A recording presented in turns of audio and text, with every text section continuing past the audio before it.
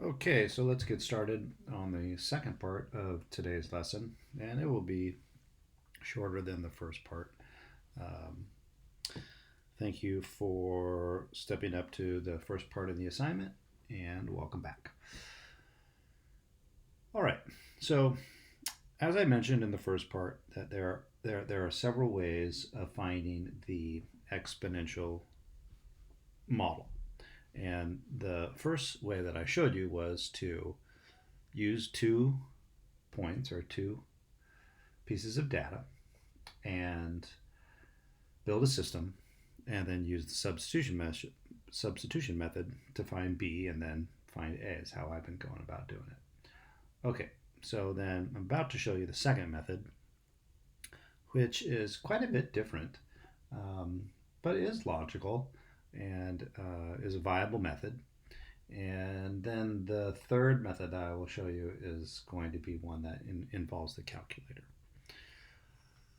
Okay, so in this particular style, we're going to be first making an observation that if we alter the output data, then we can turn an exponential curve into a linear function.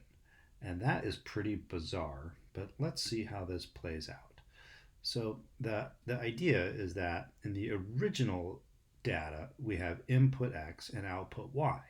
And if it behaves exponentially, it looks something like this. And there's that common multiplier or common ratio that jumps you from one point to the next. I can see here that that common multiplier is 2. Mostly because the base is right there, but 1/4 gets multiplied by 2 to land on a half gets multiplied by 2 to land on output 1 gets multiplied by 2 to land on 2, and then it would jump to 4 and 8 and so on, and it would be on its exponential growth curve. Okay, so when the input output is xy, the graph is exponential. But if we transform it, then we can turn it into a linear pattern if you follow this approach, where the same input is then plotted against not y, but the natural log of y. Okay, so one thing that I would point out is that over here on this graph, we have an exponential growth function with input x and output y. And on this one, we have what is going to turn out to be a linear function with the same input x, but each output is not y, but rather the natural log of y, so that the axis is different. Over here we have input x, output y. Over on this one we'll have input x and output natural log of y. Okay, so let's then take a look at how this happens. Now, I think I'll use a calculator here for a moment and convince you that this is the case. So let me grab my calculator and start comparing. So over here I have the input -2, and yes, 2 to the negative second is 1/4. So input -2, output 1/4. Over on this one, I'm not going to use output 1/4. I'm going to use the natural log of 1/4. So if I type in the natural log of 1/4, then I get a different output, which is what is plotted down here. So we've gone left 2 and down the -1.39 number. That's this one rounded. Okay, over on this side, if we put in -1, we definitely get 2 to the -1, which is a half, so input output. But over on this one, I'm not going to be using the output half. I'm going to be using the natural log of a half, which is then this value. And if we keep doing that, the points will line up. Okay, so that's a pretty bizarre happening. Maybe like a quick way to talk about it is that if you use y and the curve is exponential, and you change y to the natural log, now you have the natural log of an exponential, which is to say you're just back to y, something that's linear. Okay, so it's sort of that following the idea that the exponential, when logged, becomes well, it undoes what the exponential did. So it sort of takes it out of the world of being exponential and into the world of being linear. Okay, so you could think about it like that. If you just read the sentence, then it states that a set of more than 2 points, xy, fits an exponential pattern if and only if the set of transformed points fits a linear pattern. All right, fair enough. I've drawn a comparison between xy input and x natural log of y input. If this one is exponential, this one will be linear. Okay, so then let's go back to the example number 3 involving the trampolines, and I am going to create the exponential model in a second way. So I'm not going to be using 2 random points and building 2 equations and using substitution. Instead, I'm going to take the time to build a new input output. So here's my inputs 1 through 7. Here are my inputs 1 through 7. And my outputs are not going to be 12 and 16 and 25, but it's going to be rather the natural log of 12, 16, and 25, and so forth. So that's what I've done on the calculator. Okay, I've just went and typed in all of those values. All right, so now I have those values. Well, now you need to notice, or if you were following the conversation before, what we have is something that is linear. So that there is a constant increase, or at least, we know that this data is not exactly exponential. So these common differences are not going to be exactly the same, but they're going to be super close. So let me find a few just to convince you. So I'm going to do 2.77 minus 2.48, and that's a common difference. So that's an increase of 0.29. Okay, and then the same thing, I'll just do a few of these. And that is an increase of 0.45. Okay, so doing that one. And that's an increase of 0.36. And this one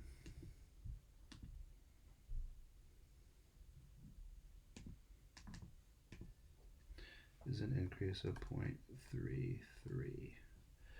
And this is an increase of 0.29.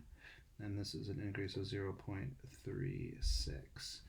Okay, so it's not exactly the same, but you can see that it's every time it's close to 0.35 or something like that if we were to average them out. Okay, so there we go. Now, how would we find the equation of a line and using this data? So forget about this data. We've done the natural log versions of everything, turned it into linear data instead. So now I'm going to find the equation of this line. I'd go and find the slope. So first let me find the slope. And the way that you find the slope is you pick 2 arbitrary points and consider their outputs. So I'm going to use these 2 points.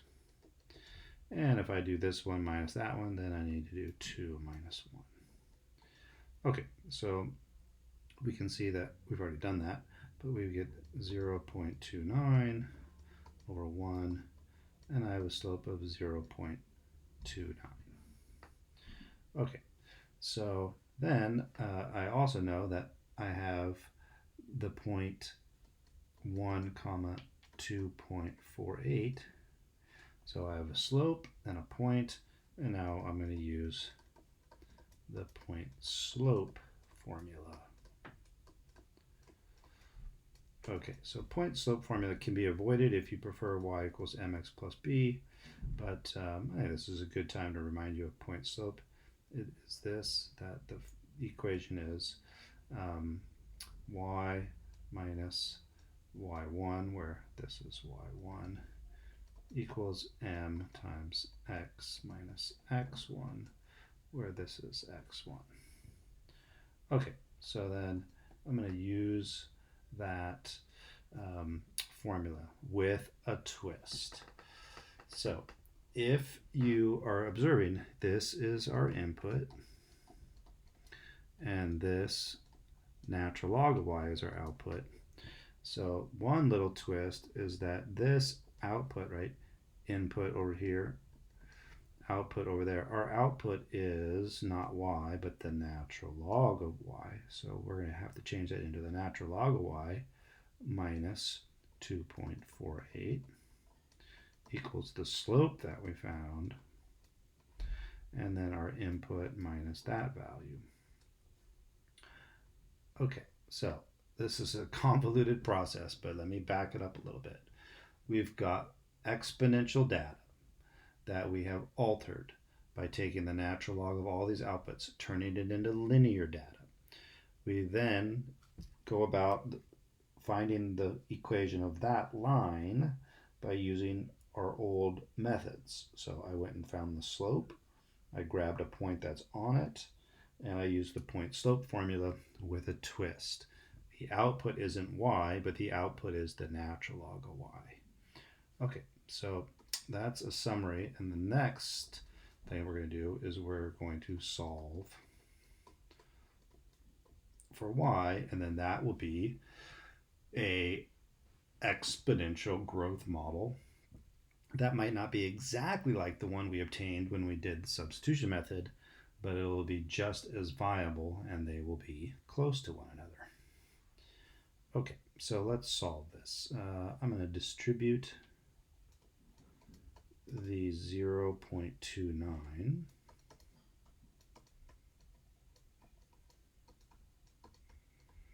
and then add the 2.48. So I now have the natural log of y equals 0.29x, and I'll have to go get that number. So let's see, I have 2.48 minus 0.29, and that is 2.19. Okay, so trying to solve for y, then I'm now going to introduce the base e, knowing that e and the natural log unravel one another. I have y equals e to the 0.29x plus 2.19. Okay, so that is a totally viable exponential growth model. I am going to do some more algebra moves in order to get it to a point where I can compare it with our other one. Okay, so then I'd say this is where things get to be pretty advanced in terms of the algebra manipulation. Okay, so what I'm going to use right now is the observation that I'm adding together two items in order to make e's power. So we're more familiar with this rule when it's pursued from the other direction, but this would be a true statement. So I'm just going to say this one out loud. When you're multiplying common bases, the shortcut is that you get to add their powers. And so if we were to go in this direction, you would wind up there, right? So that's more familiar to you. I'm just doing it backwards. Okay, and the reason that I'm doing it backwards is because e to the 2.19 is a number. I can grab that on my calculator. All right, let me do one more thing in terms of manipulating using rules of exponents. I'm going to turn this into e to the 0.29 to the x times e to the 2.19. Because when it's e to a power to another power, the rule is that you get to multiply them. And then that is a multiplication problem up here. So I can take this product and I can write it in the power to power scenario. The reason I'm doing that again is so that I can go and get these values. Okay, so e to the 2.19 I'm going to write first. That's my a number. E to the 2.19 is 8.94 when I round. And then I'm going to go get that number and raise it to the x power. And this is my so-called b number. So that's e to the 0.29. And that is 1.34. Okay, so now I've turned it into what looks like exponential growth, where I can talk about the base as 1.34 and the y-intercept as 8.94. That just took a lot of work, but that is something that we can follow, and that is a totally viable method. Let's compare. So we have 8.94. Over here we had 7.82. All right, so we have a slightly different output. And then, all right, let's go ahead and do 1.43 and as the base. And then over on this one, way down here, we have 1.34. Okay, and notice how both of those numbers are close to that 4/3 multiplier that was showing up there for a while when we were jumping from 12 to 16 and from 16 to 25. Okay, so the number that you would jump is the base, and it's somewhere around 1.34 or 1.43 or 4/3, whatever. They're all pretty close to one another. Okay, so let's go to the next method of doing it, and this is completely done on a calculator. So let me get my calculator ready, and then we'll roll into that. Okay, so for our third method, and I'm sure it's a method that you'll appreciate because you like to use technology, but keep in mind that you will definitely be responsible for being able to do it the first method that I showed you, that is using 2 data points and substitution. And I don't need the second method to be a big part of any sort of test that might be coming our way, but I will put an assignment question on that one. So I'll ask you to practice that a little bit. But it is more on the fringe and is super time consuming. So I'll just get you to do one of those. Okay, so most of us have the HP, but then here's also the TI, and we should be able to do it on the calculator. So calculator of choice. Here we go. So this is going to be the classic regression, except for this is not going to be a linear regression or a quadratic regression that we've done, or a cubic regression for that matter, which we've also done, but it will be a exponential, sort of in quotes there, because you're going to see in a minute that that language isn't great on the HP. But yeah, we're going to do an exponential growth or decay model regression. Okay, so HP first. It starts with inputting all of the data. Okay, so the way we do that is we go into apps and we go into 2 variable statistics, and you need to build column 1, which is 1 through 7. So let's get those going. And double checking, I've got everything. Okay, so then moving over to column 2, I've got 12 and so forth.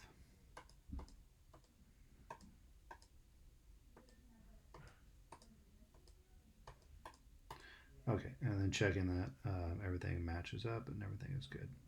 Okay, great. So then I've got my data organized, and I want to go ahead and look at this plot, but I know that they won't show up if I hit plot, so then I got to do a little bit of work here. Not exactly sure what that is about, but it's not going to show up because of the window. So let me customize the window. I want my X values to go from 0 to 8, so I have a pretty good window there. And I want my y values to run from like 10 to 100. So I see those okay. And then when I get into plot, getting an error here. Let's see if I can poke around and see what's wrong with the data.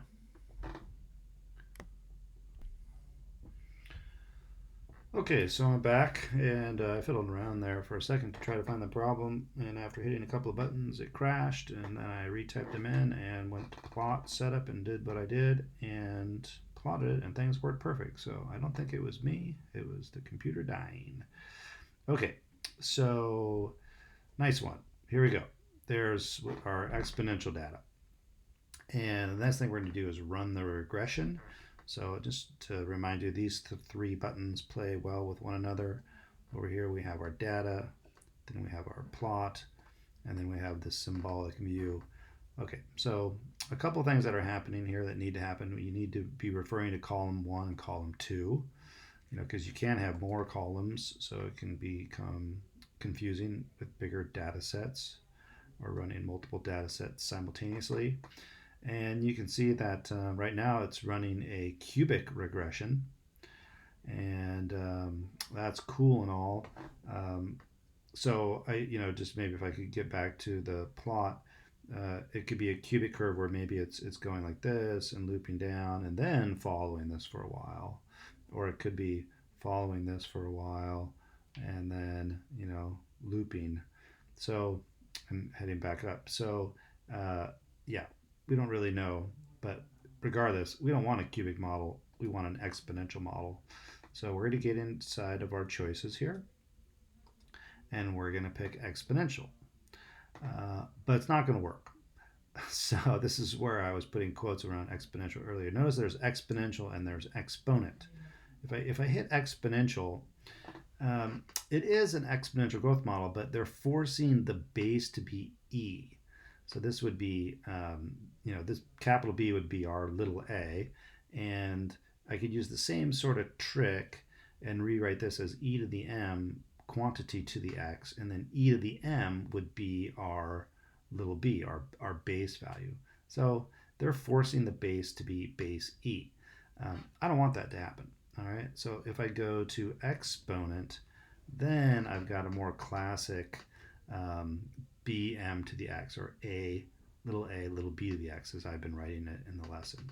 Okay, so we're going to use this one, and we need the equation. So I'm pretty sure the way it works is we just got to go back to the plot and then go back to symbol, and then it'll turn that expression into its numerical version. So here is our answer. Now notice that our a number is still close to the same thing. We had 7 point something something and 8 point something, and now it's 8.46. And our base, we had 1.34 and 1.43, and here it is at 1.42. So we can see that this is doing the job. Okay, and the last way to see that it's doing its job is to hit fit.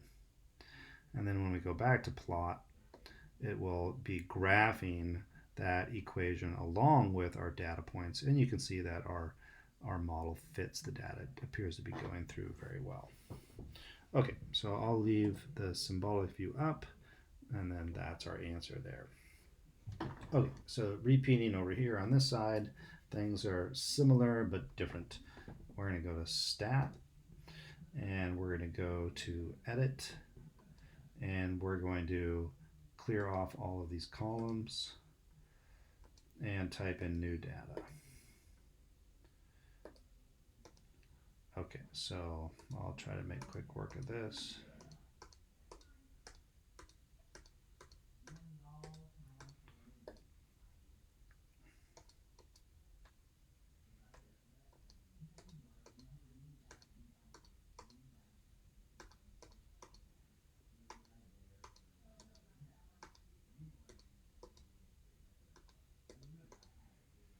Okay, just making sure everything looks good. All right, sounds great. Okay, so in order to take a look at these data points, then I need to go and check a few things. I'm gonna go into the y equals window and make sure that all these other functions are turned off. and I need to go up to plot number 1 and turn it on. Okay, so now it's solid and everything else is off. So it will be plotting all of my data, but I need to play around with the same window. So I just need to go from maybe 0 to 10, and I need it to go from 10 to 100 to look at everything nicely. All right, and so now when I hit graph, those data points will show up. Okay, so now running the regression. We go back into stat, and we want to calculate something. So you come over to calculate, and we want to calculate a exponential regression. So let's see if we can find that on the list. Not so far. So let's see. There's exponential regression, and I just want to see if there's a second exponential. I guess I'm thinking we're just going to use that one called 0, and we'll jump that there. And it asks a few questions like, oh, should I use list 1 and list 2, i.e. column 1 and column 2? And you just do a couple of yes, yes, skip it, calculate. Okay, so there is the model a, b to the x. That's nice. This calculator uses a and b. And you can see, oh, I think it got exactly the same numbers as it did over there, at least out to a whole bunch of decimal places. Okay, so the computer programmers here are using the same math logic in order to find their exponential regression, or the curve of best fit. All right, so there you go. That is how you find the exponential model on the calculator, regardless of which calculator you have.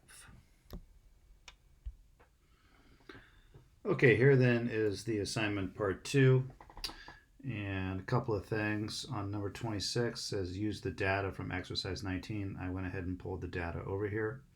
Create a scatter plot of the data, pairs x, natural log of y, so you'll need to change those to the natural log of y, and then draw a scatter plot. Okay, so that means use your statistics button or your 2 variable stat button and build the columns x, natural log of y, and then observe that it's linear. Okay, and then draw a quick picture of that. And then go on to write the exponential model. Okay, so that was method number 2, which is quite a bit more complicated, so you may want to go back and watch that part of the video a second time. Okay, and then 31 and 32 are quicker, and you may use your calculators for that. The data for number 31 is the same, so that your answers here should be very similar. And then over here is the data for number 32. Okay, so keep in mind, read the questions carefully, and I would point out that there is, sort of a second question tacked on at the end of all of these. They want to know something about what's happening in the 10th year, which is outside of our data zone. So we're looking for that.